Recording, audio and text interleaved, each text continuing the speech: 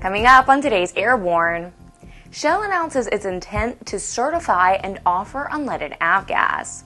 John Klatt Airshows introduces the jet WACO Screamin Sasquatch. And Amazon may deliver packages with UAVs.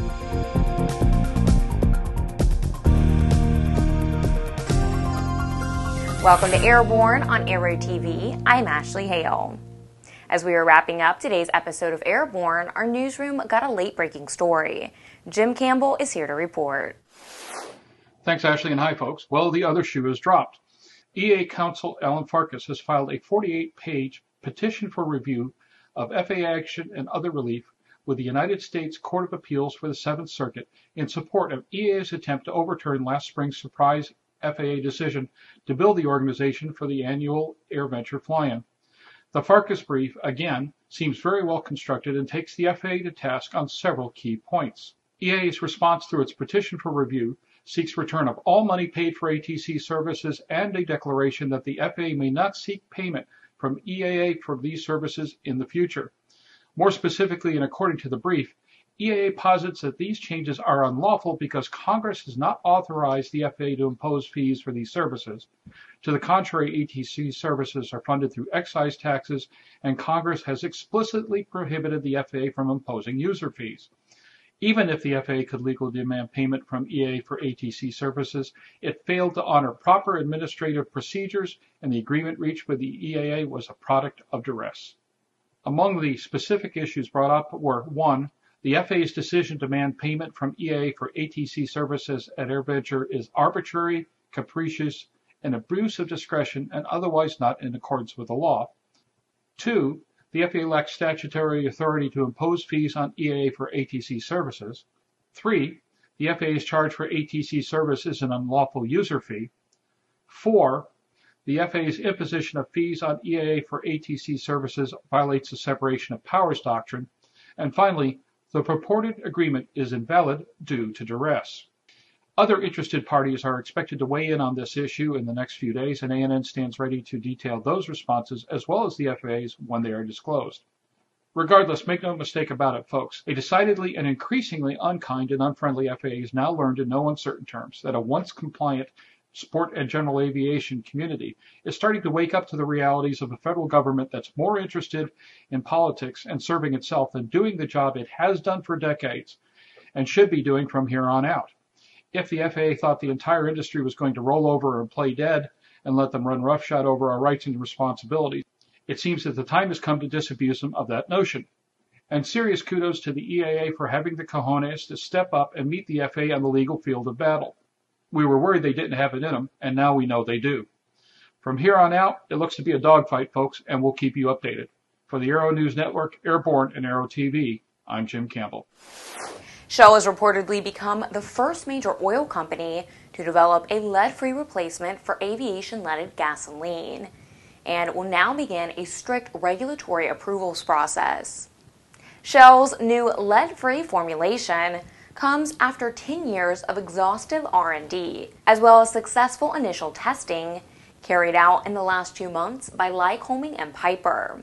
Xing Zhang, Vice President of Shell Aviation, said in a news release, quote, "We are proud of this first for Shell Aviation. We believe that with industry support, a stringent approval process can be completed for this new lead-free product within a short time frame," end quote. To get to this stage, Shell Aviation technologists carried out an intensive internal laboratory program, including use of in-house altitude chamber and engine testing. Working alliances were then formed with Lycoming and Piper Aircraft.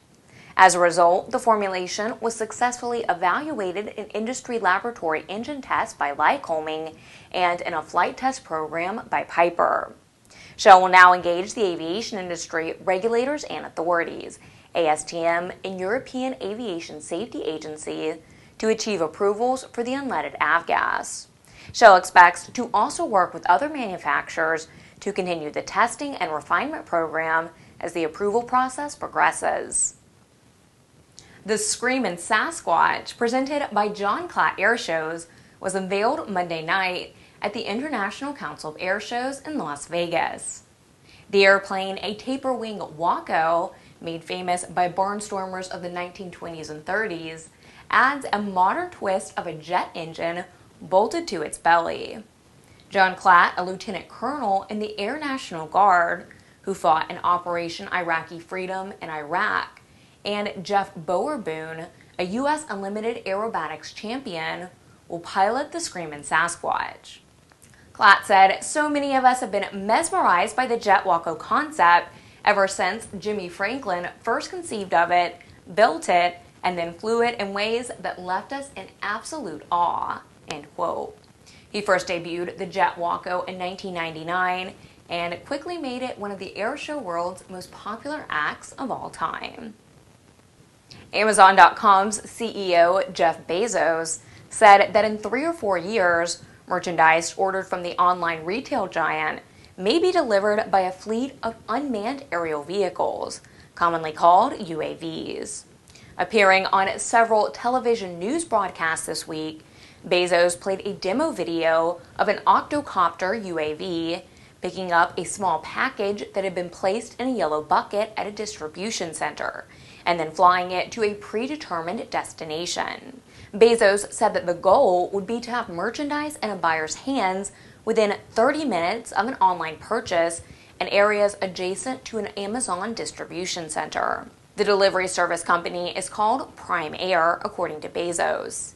He said that it will take time for the development of the aircraft and other technology to make the system work, and it all hinges on the FAA finalizing rules for the use of UAVs in the national airspace system. On its website, Amazon.com said that one day the aircraft will be, quote, as normal as seeing mail trucks on the road today, end quote. Amazon says safety is a top priority and the vehicles will be built with multiple redundancies and designed to commercial aviation standards. Several online sources are confirming that airshow pilot John Mower, considered one of the best steerman pilots performing airshows around the country, has quietly hung up his leather helmet and goggles, at least as a professional. It's been reported that the pilot's wife, Lynn, has confirmed Mower's retirement. The couple reportedly jointly made the decision last year, but decided to keep it quiet so they could perform normally this past season without all the attention the announcement would have brought. She said 4 decades ago, they came into the airshow business quietly, and that was the way they wanted to leave it. Over the years as an airshow performer, Mower has won both the ICAS Art Scholl Memorial Showmanship Award and the Bill Barber Award. Mower said of the success he and his wife have had with their business, Mower Barnstorming, quote, "We found a niche in the industry that enabled us to turn our passion into a profession," end quote. The world record for an all-female group skydive was shattered last Saturday, as 63 women from around the world joined hands as they fell from 18,000 feet over the desert near Eloy, Arizona. The women jumped from 3 aircraft for a head-down formation that broke the previous record of 41 women, which was set in 2010. This, according to Nancy Corrine, Director of Sports Promotion for the U.S. Parachute Association. The record was set on the 12th attempt over the holiday weekend. Vertical skydiving is considered more challenging than the better-known belly-down freefall because of the speeds involved. Corrine said, quote, "Everyone has to perform together, which is what makes the record so challenging," end quote. It's reported that the record was verified by the Fédération Aéronautique Internationale at the jump site. The women participating came from the U.S., Canada, Mexico, France, Sweden, Norway, Germany, and Australia.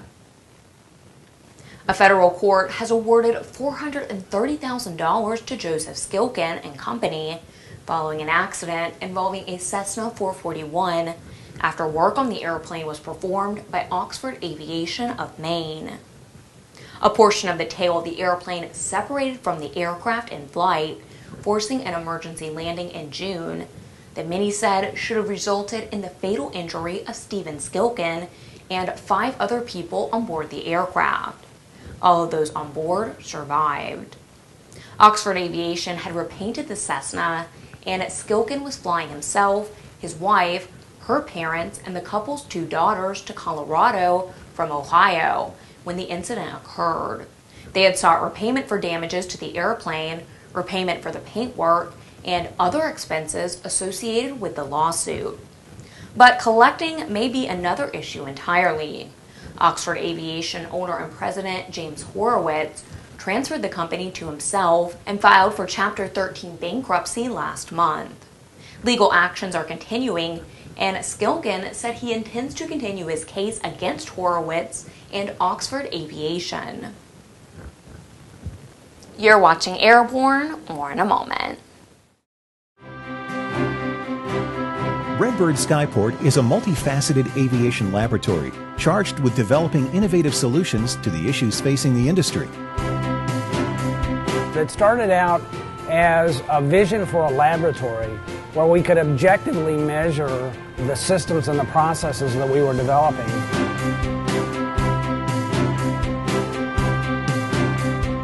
Being able to put some objective measures behind the anecdotal evidence that we have about the value of motion and the application of this technology is very, very important, because until we can objectively measure it and play that data back, we can't design training systems that make the best use of it.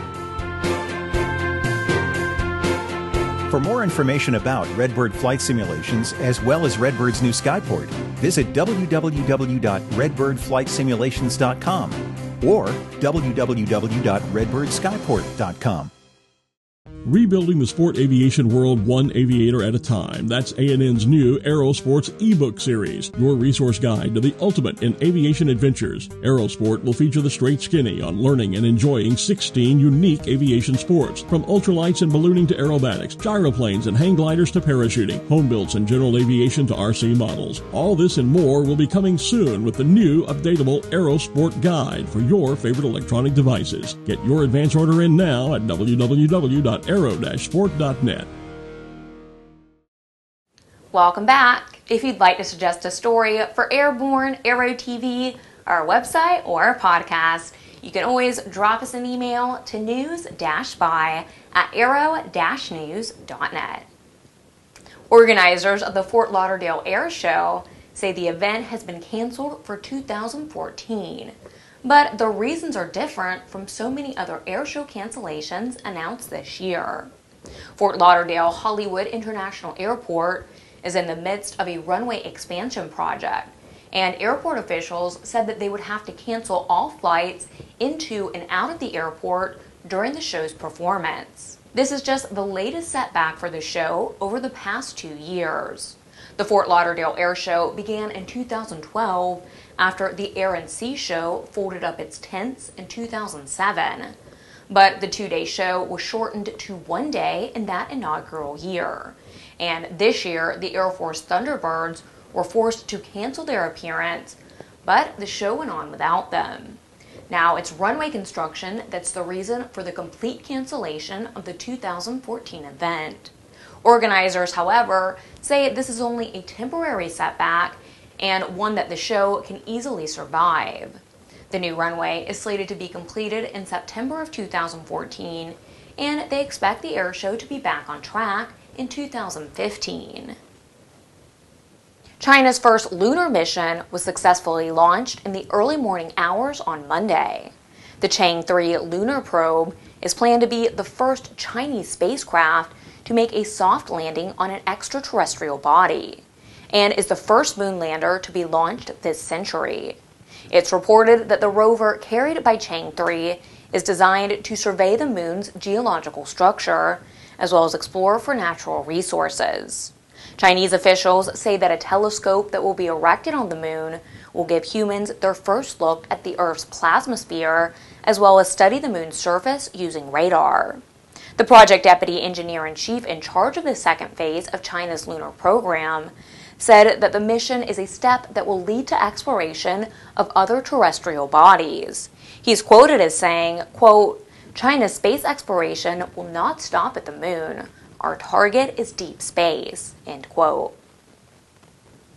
The North American Aerospace Defense Command is preparing to track Santa's Yuletide journey. The newly redesigned NORAD Track Santa website went live last Sunday, featuring a holiday countdown, daily games and activities, videos, music, and more. The website features a 3D globe and new interactive games and is available in 8 languages.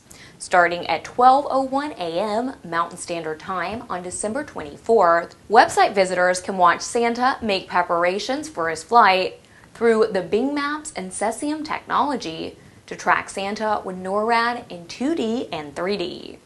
This all started in 1955 when a local media advertisement directed children to call Santa directly. However, the phone number was misprinted, and instead of reaching Santa, the phone rang through to the crew commander on duty at the Continental Air Defense Command Operations Center. Thus began the tradition which NORAD carried on since it was created in 1958. Well, that's our program. Remember, you can get comprehensive, real-time, 24/7 coverage of the latest aviation and aerospace stories anytime at aero-news.net. And please join us again next Tuesday for a new edition of Airborne. I'm Ashley Hale. Thanks for watching.